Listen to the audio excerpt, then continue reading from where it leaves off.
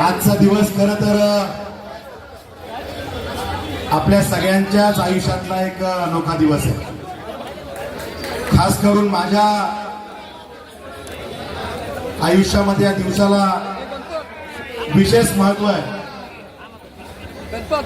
कारण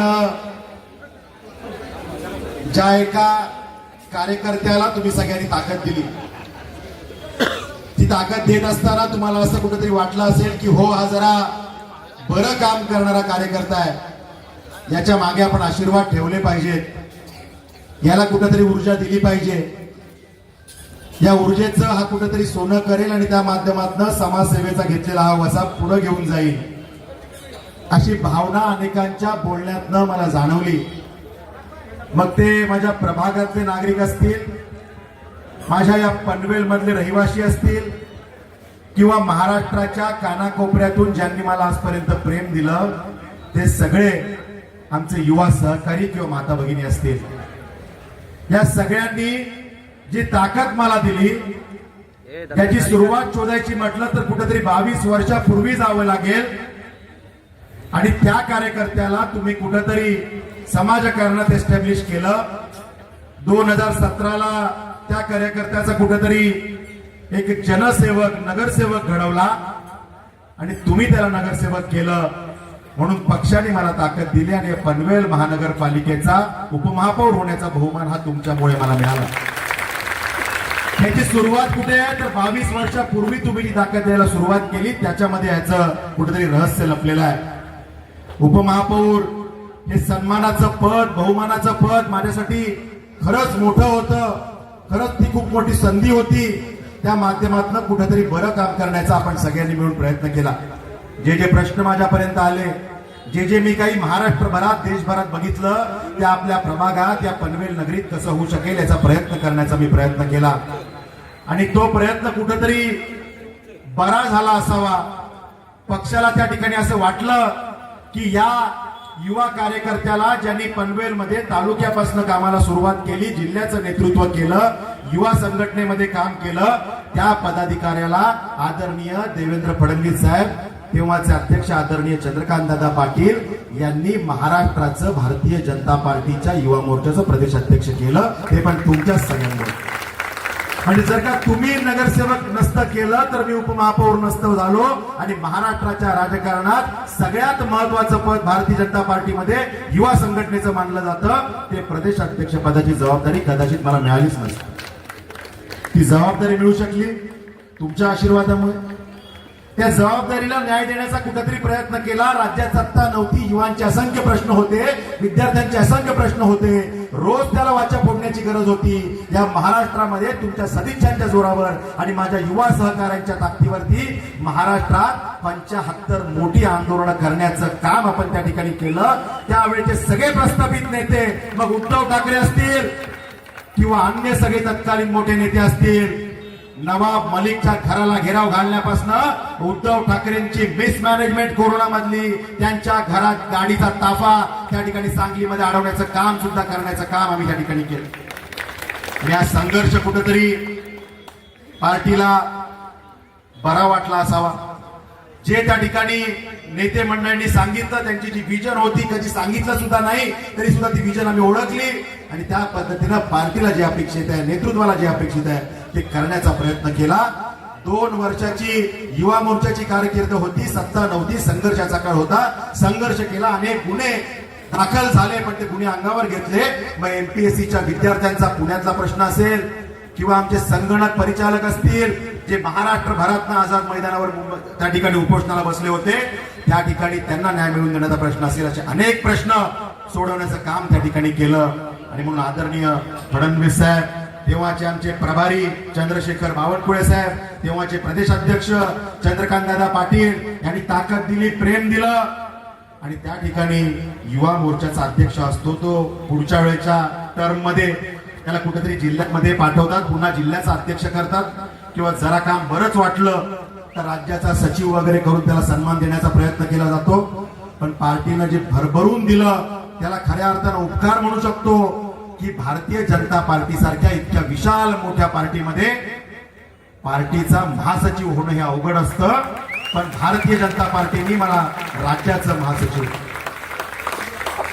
म्हणजे जे नाव फायनल होण्यासाठी पर्याय पाठवले जातात आणि दिल्लीतून त्या नावाची फायनलायझेशन त्याचं होतं, अशा पदावरती पार्टीनं त्या ठिकाणी आपल्याला बसवलं आणि पार्टी महासचिव, संपूर्ण भारतीय जनता पार्टीचा राज्याचा महासचिव करण्याचं काम केलं. त्या ठिकाणी ती संधी 2 वर्षापूर्वी मिळाली. आपण सुद्धा त्या संधीला न्याय देण्यासाठी खूप चांगल्या पद्धतीनं पळत राहिलो. महिन्यातले 22-23 दिवस प्रवास करून प्रसंगी कुटुंबाकडे दुर्लक्ष, घरी कदाचित मी वेळ देऊ शकलो नाही, कुटुंबाला कदाचित वेळ देऊ शकलो नाही. मुलगी कधी मोठी होतीये, कधी मोठी होत गेली हे कळलंच नाही. कुठेतरी परवाच्या कार्यक्रमात तिच्या स्टेजवरून तिला बघितल्यानंतर जाणवलं की अरे ही माझी मुलगी, हिच्यामध्ये एवढे कलागुण आहेत, पण ते मी माझ्या घरात बघू शकलो नाही, मला ते मंचावर बघावे लागले. मला वाटतं की हे कुठेतरी आयुष्यात मी मिस केलं. पण त्या ठिकाणी मी जपलं काय, मी वाढवलं काय, तर मी माझ्या कुटुंबाला कुठेतरी कदाचित कमी वेळ दिला असेल, पण माझा हे जो कुटुंब आहे, हा समाज जो कुटुंब आहे, त्याच्याबरोबर राहण्याचा मी प्रयत्न केला. आणि फक्त पनवेलमध्येच नाही, पनवेलच्या जनतेने तर मला नेहमीच ताकद दिली. माता भगिनी तर खास करून मला त्या ठिकाणी आशीर्वाद दिले, मजबूतीनं माता भगिनी माझ्या मागे उभे राहिल्या. आणि त्यामुळे ते तर पनवेलमध्ये झालंच, पण महाराष्ट्राच्या कानाकोपऱ्यात म्हणजे चांद्यापासून बांद्यापर्यंत आपण कुठेही गेलात तरी आज आपल्याशी जुडलेली, त्यांच्या बरोबर आपण काम करून त्यांना ताकद दिलेले अनेक युवा त्या ठिकाणी तयार झाले. मी बोलताना जेव्हा अनेकांना सांगतो की पार्टीनं आपल्याला जे भरभरून दिलं, तुमच्यातला परिवाराचा सदस्य त्याला पार्टीचं महासचिव केलं, त्याचा उपयोग तुम्ही सगळ्यांनी करून घेतला पाहिजे. हे मी वारंवार जे सांगतो ते माझी त्या कार्यकर्त्यांच्या भरोश्यावर सांगतो की तुम्हाला उद्या वाटलं की हो मला महालक्ष्मी कोल्हापूरला जाऊन दर्शन करायचंय, तर आमचे सतीश पंडित त्या ठिकाणी आहेत, त्या ठिकाणी तुम्हाला दर्शन देऊ शकतील. आमचे विजेंद्र माने आहेत, दर्शन देऊ शकतील, जे या मंचावर आहेत. तुम्ही त्र्यंबकेश्वरला जाऊन तुम्हाला दर्शन घ्यायचं असलं तर याच मंचावरती आमचे योगेश महिंद आहेत, आमचे नाशिकचे कार्यकर्ते आहेत, ते माझ्या शब्दावरती जीवाचं रान करतील आणि तुम्हाला चांगलं दर्शन व्हावं यासाठी प्रयत्न करतील. परिवार म्हणजे काय असतं? हाच परिवार आहे. एकमेकांना कुठेतरी मदत करणं, मग त्याच्यामध्ये सामाजिक विषय असतील, आरोग्याचे विषय असतील, कुटुंबाचे प्रश्न असतील, शासकीय विषय असतील, त्यांना कुठेतरी आपण मदत करणं म्हणजेच कुटुंब भावना जपणं असं मला वाटतं. आणि त्यामुळे ते जपण्याचा आपण प्रयत्न केला.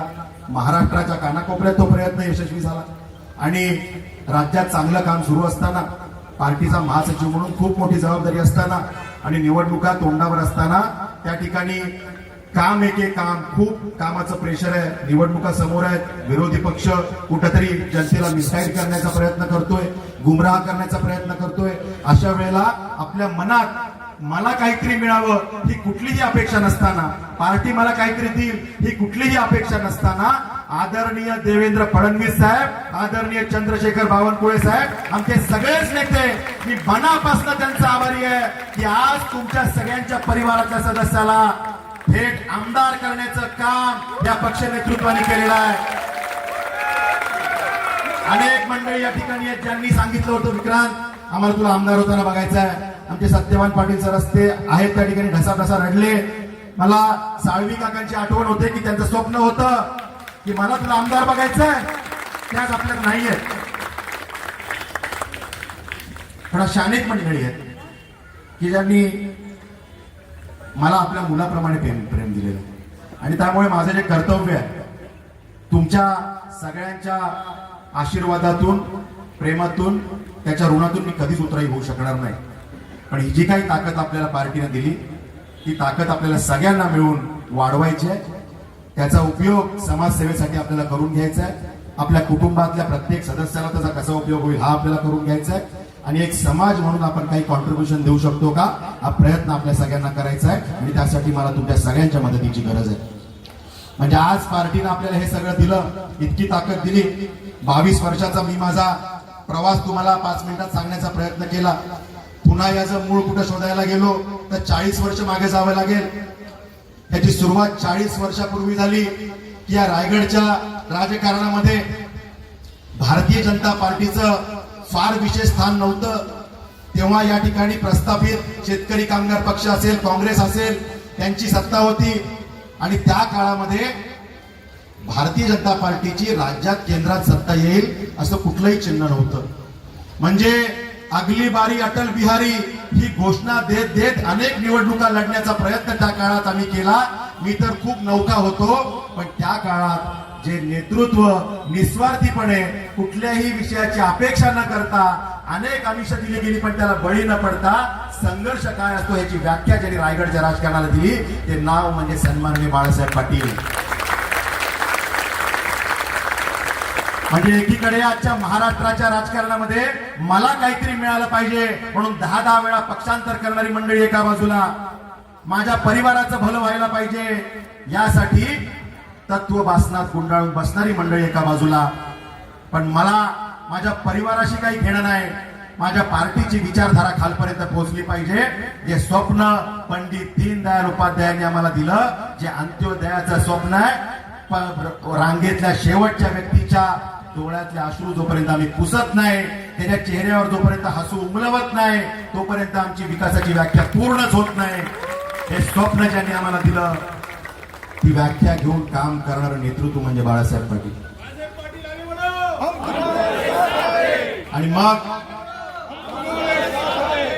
रायगडच्या राजकारणात 2004 ची निवडणूक आपण बघितली की त्यावेळेला परिस्थिती नव्हती, पण रायगड जिल्ह्याच्या युतीच्या राजकारणामध्ये काही अपरिहार्य गोष्टी घडल्या आणि पनवेलची निवडणूक परिस्थिती नसताना आदरणीय स्वर्गीय गोपीनाथजी मुंडे साहेबांच्या शब्दावर आपल्याला लढायला लागली. सन्माननीय बाळासाहेब पाटील हे त्यावेळेला नुकतेच जिल्हाध्यक्ष झाले होते. परिस्थिती नव्हती, मतदारसंघाची पूर्ण माहिती नव्हती, पुढं काम करून ताकदीनं उभं राहू ही स्थिती होती. पण त्यावेळेला मात्र ती स्थिती नसताना केवळ आदेशासाठी त्या ठिकाणी ती निवडणूक आपण लढवली. आणि त्या काळात सुद्धा परिस्थिती बिकट असताना सुद्धा 19,000 मतं घेण्याचं काम हे त्या ठिकाणी आपण केलं. म्हणजे संघर्ष म्हणजे फक्त संघटना वाढवण्याचा प्रयत्न केला नाही, तर माझी पार्टी वाढली पाहिजे. माझ्या पार्टीच्या माध्यमातून जनतेला भारतीय जनता पार्टी त्यांच्या मनात कुठेतरी रुजली पाहिजे, त्यांचं बोट कमळावर गेलं पाहिजे. कारण कमळाला संधी मिळाली तरच कमळाची विचारधारा खालपर्यंत जाईल. आणि कमळाची विचारधारा म्हणजे काय, तर देशोन्नतीची विचारधारा. या भारत मातेला परम वैभवावरती नेण्याचं स्वप्न ज्यांनी बघितलं ती ही भारतीय जनता पार्टी, आणि ते स्वप्न खाली रुजवण्याचं काम बाळासाहेब पाटील करत राहिले. प्रवास खडतर होता, पण त्यांच्या निष्ठावान साथीदारांसह आपण म्हणता येईल, कदाचित संख्येने कमी असतील पण ताकदीनं निष्ठेनं आणि ध्येयानं खूप मजबूत होते अशी सगळी मंडळी लढत राहिली.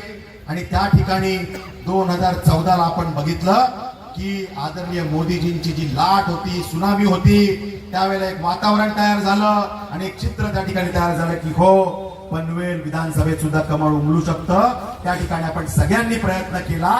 त्यावेळेला सन्माननीय आपले आमदार प्रशांतजी ठाकूर हे त्या ठिकाणी आपल्यामध्ये सामील झाले. आपण सगळ्यांनी प्रामाणिकपणे काम केलं आणि पनवेलमध्ये आदरणीय बाळासाहेब पाटील यांच्या नेतृत्वाखाली कमळ फुलवण्याचं काम झालं. हा सगळा इतिहास म्हणजे मी यासाठी सांगतो की चांगली स्थिती असल्यावरती आपल्याला खूप काही करता येतं, पण जेव्हा परिस्थिती बिकट असते त्यावेळेला काही गोष्टी करणं हे खरंच अवघड असतं. म्हणजे ज्या पद्धतीनं सन्माननीय बाळासाहेब पाटील सांगतात की खिशात 1,000 रुपये असेल तर थोडं डोकं लावून त्या 1 रुपयाचे 100 रुपये करणं, 1000 रुपये करणं सोपं आहे. पण खिशात फुटकी दमडी नसेल, शून्य असेल तर शून्याचा 1 रुपया करणं अवघड असतं. शून्याचा 1 रुपया करण्याचं काम सन्माननीय बाळासाहेब पाटील आणि त्यांच्या सहकार्याने केलं. त्यामुळे या सगळ्या विषयात मी जर कुठला वारसा घेतला असेल तर त्यांच्या प्रामाणिकतेचा वारसा घेतला, त्यांच्या संघर्षाचा वारसा घेतला, त्यांच्या कर्तृत्वाचा वारसा घेतला, कुठलाही डाग आपल्या अंगाला लागू नये याची काळजी घेण्याचा वारसा घेतला.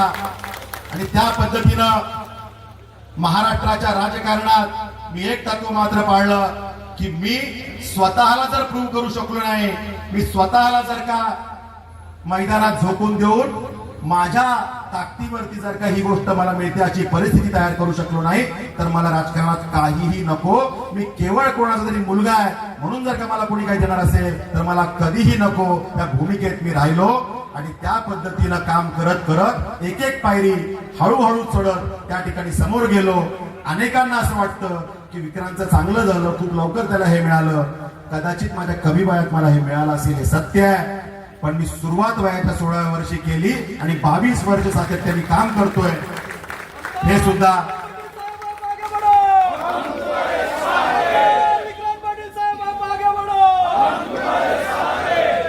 आणि म्हणून आज आपल्यातल्या अनेकांना जे वाटत होतं ते स्वप्न आज पूर्ण झालेलं आहे. त्या ठिकाणी पक्ष नेतृत्वाने कशा पद्धतीने आपली काळजी घेतली हे पण आपण समजून घेतलं पाहिजे. म्हणजे काही दिवसापासून मी गणपतीच्या आधी दर्शनाला अनेक ठिकाणी गेलो, देवीच्या दर्शनाला गेलो. अनेक नागरिक त्या ठिकाणी भेटत होते, विचारत होते. त्यांच्या मनात कुठला तरी प्रश्न तयार झाला होता की विक्रांत त्यावेळेला तुला तिकीट मिळणार आहे ना, तू लढणार आहे ना. मी काहीच बोलत नव्हतो, कारण मी इच्छुकच नव्हतो. आणि भारतीय जनता पार्टी ही अशी पार्टी आहे की इथे आपण इच्छुक राहायचं नसतं. मला काही पाहिजे हे आपण मागायचं नसतं. आपण फक्त निस्वार्थी भावनेने काम करायचं असतं. जो अशा पद्धतीनं काम करतो त्याला पार्टी घरून बोलवते आणि त्या ठिकाणी काहीतरी पदरात देते. त्याचं उदाहरण आज त्या ठिकाणी समोर आहे. आणि या माध्यमातून पार्टीने एक मेसेज दिलाय की जर का तुमच्यात धमक असेल, जर का तुमच्यामध्ये काहीतरी करून दाखवण्याचं कर्तृत्व असेल, जर का तुमच्यामध्ये नेतृत्व गुण असतील, जर का तुम्ही महाराष्ट्राच्या कानाकोपऱ्यात प्रवास करून एखाद्या प्रश्नाला मार्गी लावू शकत असाल, जर का तुमची संघर्ष करण्याची तयारी असेल, तर पार्टी तुमचं आडनाव किती मोठं आहे, तुमचं घराणं किती मोठं आहे, तुमच्या बँकेमध्ये बॅलन्स किती मोठा आहे हे बघत नाही.